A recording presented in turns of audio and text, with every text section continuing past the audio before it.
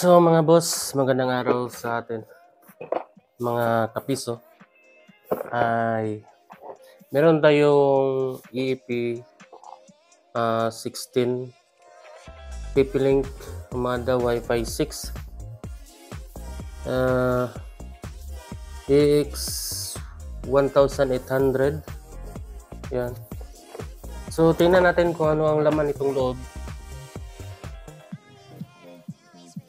So buksan natin.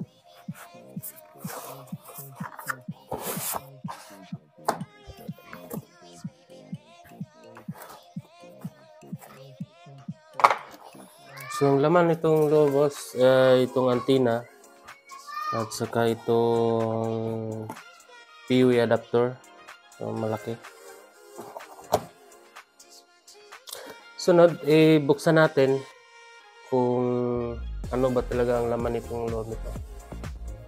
So ito nga pala mga boss, gagamitin ko to sa ating Umada kay UC200 na sa taas. Ayan. Si UC200, si ER605 at itong switch,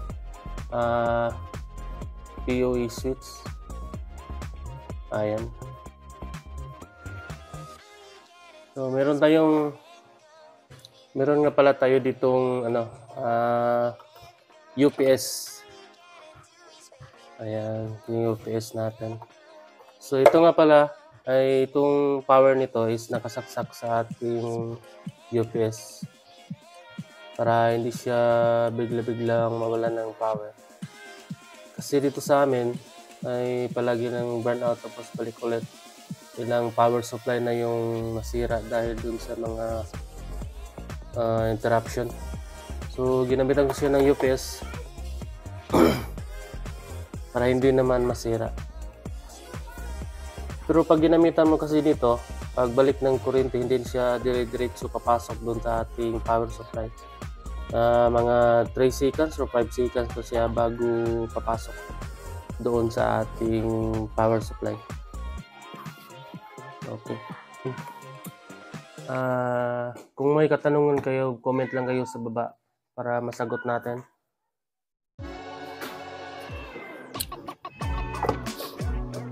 Ito mga boss, tingnan natin. So ito lang yung laman, no, sa loob. Ayan. So ito yung reset button niya.